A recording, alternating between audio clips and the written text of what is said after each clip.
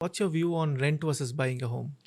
You start with a very simple three filter test that if you want to buy a home, just ask yourself that are you going to stay in that city for 10 years? Okay, So that's the that's first one. thing, Yeah.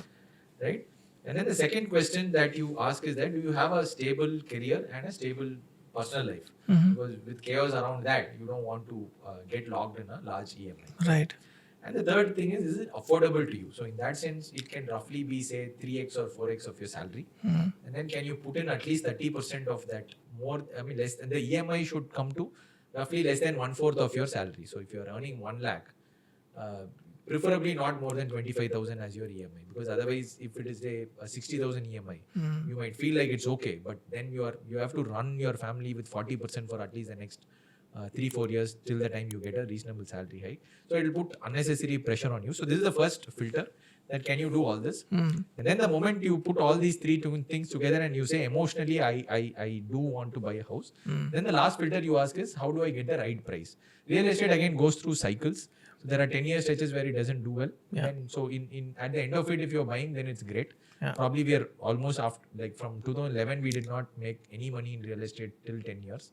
So that's probably a good time to enter. But if you got caught in 2011 at the end of a cycle where real estate almost did 15% per year, then you got caught for the next 10 years. Yeah.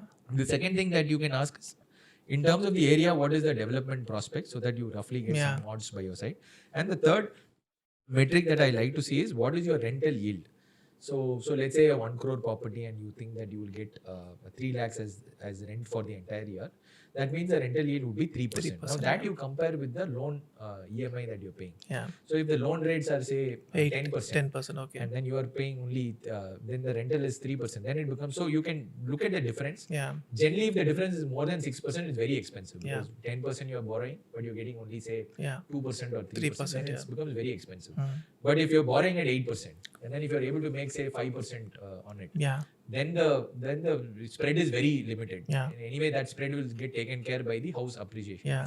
So then it makes it's Sense, a reasonably. So you can look at, so the broad thumb rule is if the gap is less than 4%, then it's a good number. But above 6 means that the price is not right. So all Got it. three put together, you can decide whether how to decide on this, whether you want to buy a house or not.